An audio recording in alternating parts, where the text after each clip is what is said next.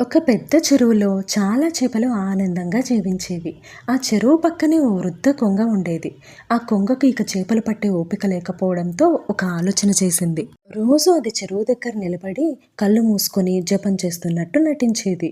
చేపలు ఆశ్చర్యపోయి కొంగగారు, మీరెందుకు జపం చేస్తున్నారు అని అడిగాయి. కొంగ బాధ నటిస్తూ, నేను ఒక ఋషి మాటలు విన్నాను. ఈ చెరువు త్వరలో ఎండిపోతుంది. మీరందరూ ప్రమాదంలో పడతారు అని చెప్పింది. చేపలన్నీ భయపడ్డాయి.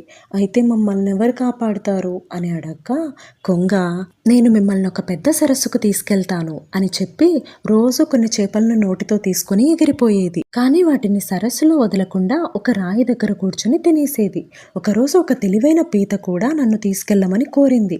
కొంగ దాన్ని కూడా తీసుకెళ్ళింది. పీత మధ్యలో చెరువు ఇంకా ఎంత దూరం అని అడిగింది. కొంగ నవ్వుతూ, సరస్సు లేదు ఏమీ లేదు, నేను మిమ్మల్ని తినేస్తున్నాను అని చెప్పింది. కోపంతో కొంగ మెడను గట్టిగా పట్టుకుంది. కొంగ రాయి దగ్గరికి చేరగానే పీత దాని మెడను కొరికేసింది. ఆ తర్వాత పీత తిరిగి చెరువు దగ్గరికి వెళ్ళి చేపలన్నింటికీ నిజం చెప్పింది.